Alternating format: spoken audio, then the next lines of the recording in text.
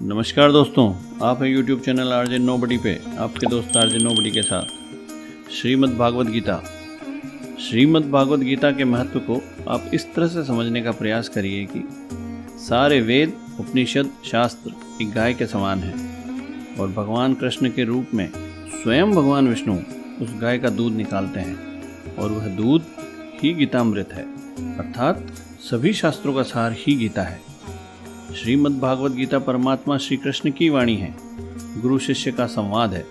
5000 वर्षों से भी अधिक समय पहले कुरुक्षेत्र में परमात्मा श्री कृष्ण ने स्वयं अपने मुख से अपने भक्त तथा शिष्य अर्जुन को परम श्री को प्राप्त करने के लिए जो उपदेश दिया वो ही श्रीमद् भागवत गीता है।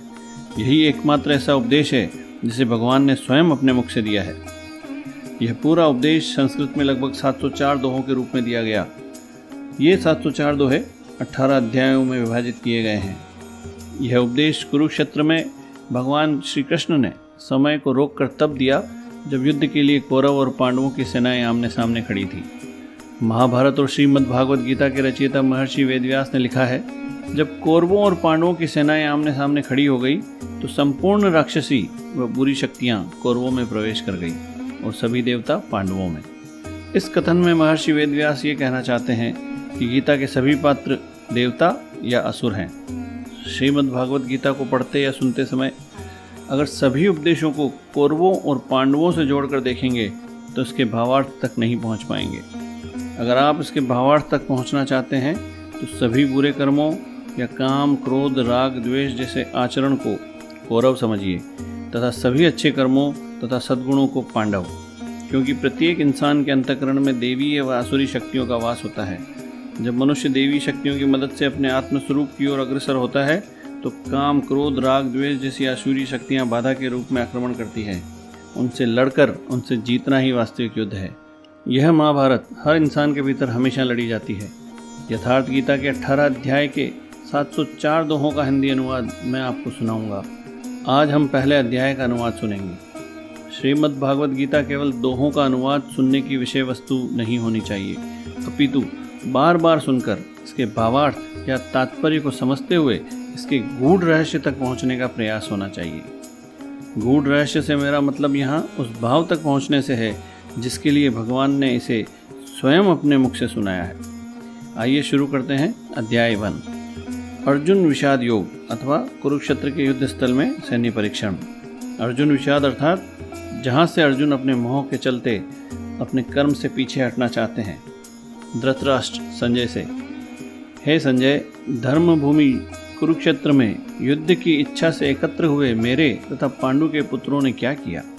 संजय ने कहा, हे राजन, पांडु पुत्रों द्वारा की गई सेना की व्यूह रचना देखकर राजा दुर्योधन अपने गुरु द्रोणाचार्य के पास गया और कहा, हे आचार्य, पांडु पुत्रों की विशाल सेना को देखिए, जिसे आपके बुद्धिमान शिष्य द्रुपद के पुत्र धृष्टद्युम्न ने इतने कौशल से अपनी व्यूह रचना के अनुसार खड़ी करी है।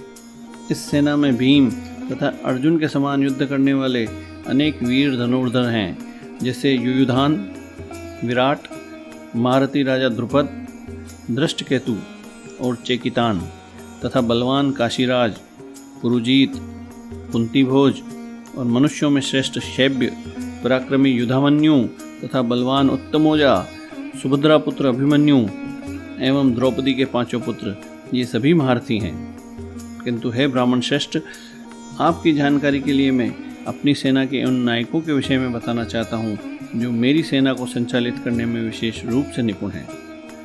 मेरी सेना में स्वयं आप, भीष्म, कर्ण, कृपाचार्य, अश्वत्थामा, विकर्ण तथा सोमदत्त का पुत्र भूरिश्रवा आदि हैं, जो युद्ध में सदैव विजयी रहे हैं। और भी ऐसे अनेक वीर हैं जो मेरे लिए अपने जीवन का त्याग करने को तैयार हैं। वे विविध प्रकार के हथियारों से सुसज्जित हैं और युद्ध विद्या में निपुण हैं। हमारी शक्ति अपराजेय है और हम सब पितामह भीष्म द्वारा रक्षित हैं और भीम द्वारा रक्षित इन पांडवों की सेना को आसानी से जीत सकते हैं। अतः सैन्य व्यूह में अपने मोर्चे पर रहते हुए आप सभी पितामह भीष्म की पूरी सहायता करें। यह कहकर दुर्योधन वहां से चले गए। भीष्म पितामह ने शेर की दहाड़ जैसा शंखनाद तेज स्वर में किया, जिससे दुर्योधन प्रसन्न हो गया। अब एक साथ कई शंख, नगाड़े, बिगुल आदि एक साथ बजने लगे। इन सब की एक साथ आवाज़ बहुत भयंकर थी। दूसरी तरफ सफ़ेद घोड़ों वाले रथ में बैठे भगवान श्री कृष्ण ने व अर्जुन ने अपने अपने दिव्य अलौकिक शंख बजाए। भगवान श्री कृष्ण ने अपना अलौकिक पंचजन्य नामक शंख बजाया। अर्जुन ने देवदत्त नामक तथा महाबली भीम ने पौंड्र नामक महाशंख बजाया। संजय ने आगे कहा, राजन, कुंती पुत्र युधिष्ठिर ने अपना अनंत विजय नामक शंख बजाया। नकुल और सहदेव ने सुघोष व मणिपुष्पक नामक शंख बजाए। महान धनुर्धर काशीराज, महारथी शिखंडी, दष्टद्युम्न, विराट, अजय, सात्यकी, द्रुपद, द्रौपदी के 5 पुत्रों तथा विशाल भुजाओं वाले सुभद्रा पुत्र अभिमन्यु ने अपने अपने शंख बजाए। अलग अलग शंखों की आवाज़ पृथ्वी और आकाश को गूंजाते हुए धृतराष्ट्र के पुत्रों के हृदय को विदीर्ण लगी।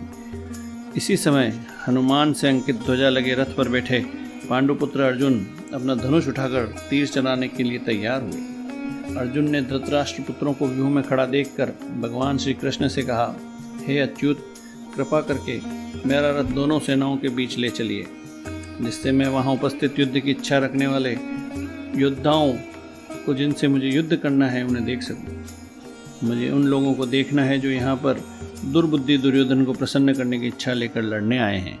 संजय ने कहा, हे भरतवंशी धृतराष्ट्र, अर्जुन द्वारा इस प्रकार निवेदन किए जाने पर भगवान कृष्ण ने सफ़ेद घोड़ों से सुसज्जित रथ को उन दोनों सेनाओं के बीच लाकर खड़ा कर दिया। भीष्म, द्रोण तथा अन्य संपूर्ण राजाओं के सामने रथ लाकर भगवान श्री कृष्ण ने कहा, हे पार्थ, यहाँ एकत्रित कौरवों को देखो। अर्जुन ने वहाँ दोनों पक्षों की सेनाओं में अपने चाचा, ताऊ, पितामहों, गुरुओं, मामाओं, भाइयों, पुत्रों, पौत्रों, मित्रों, ससुरों आदि शुभचिंतकों को देखा।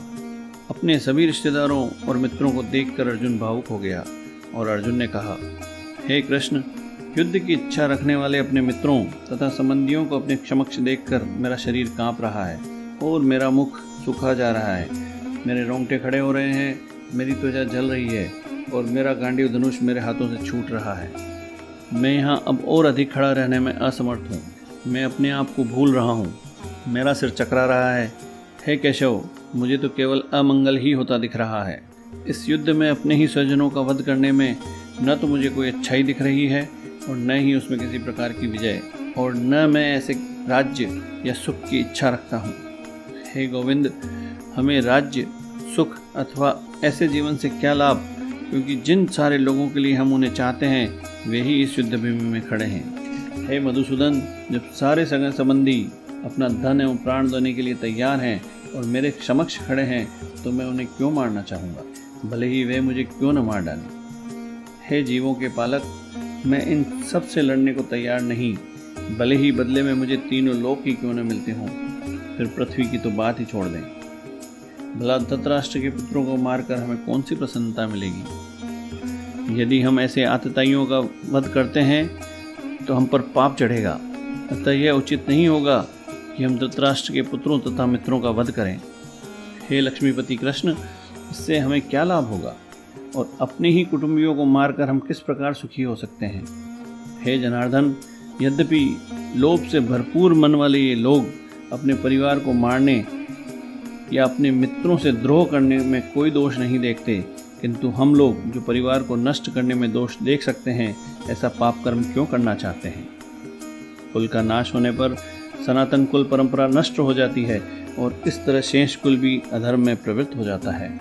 हे कृष्ण, जब कुल में अधर्म प्रमुख हो जाता है तो कुल की स्त्रियां दूषित हो जाती हैं और स्त्रीत्व के पतन से, हे वृष्णिवंशी, अवांछित संतानें उत्पन्न होती हैं।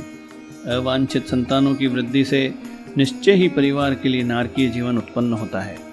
ऐसे पतित कुलों के पुरखे भी गिर जाते हैं, क्योंकि उन्हें जल तथा पिंड दान देने की क्रियाएं भी समाप्त हो जाती हैं। जो लोग कुल परंपरा को नष्ट करते हैं और इस तरह अवांछित संतानों को जन्म देते हैं, उनके दुष्कर्मों से कुल धर्म और जाति धर्म नष्ट हो जाते हैं।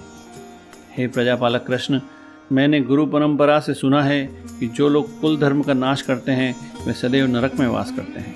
कितने आश्चर्य की बात है कि हम सब जघन्य पाप कर्म करने के लिए आतुर हो रहे हैं, अपने ही संबंधियों को मारने पर तुले हैं। राज्य सुख भोगने की इच्छा से प्रेरित होकर यदि शस्त्रधारी धृतराष्ट्र के पुत्र मुझ निहत्थे को मार भी दें इस रणभूमि में तो यह मेरे लिए श्रेयस्कर होगा। संजय ने कहा। युद्ध भूमि में शोकाकुल अर्जुन ने धनुष तथा बाण एक ओर रख दिए और रथ के पिछले भाग में बैठ गया। इसी के साथ प्रथम अध्याय समाप्त होता है। संजय ने यह सारा आंखों देखा हाल धृतराष्ट्र को सुनाया हस्तिनापुर में, जो आज के उत्तर प्रदेश में है, और युद्ध क्षेत्र कुरुक्षेत्र में, जो आज के हरियाणा में है। वर्तमान में इन दोनों स्थानों की दूरी लगभग 165 किलोमीटर है। जल्दी ही मैं आपको दूसरे अध्याय के अनुवाद से परिचित कराऊंगा। चंद लाइनें इस कमाल की ज़िंदगी के लिए। कोई ख्वाहिश नहीं है मुझे 100 साल जीने की, बस इतनी तमन्ना है कि ये ज़िंदगी हो कमाल की।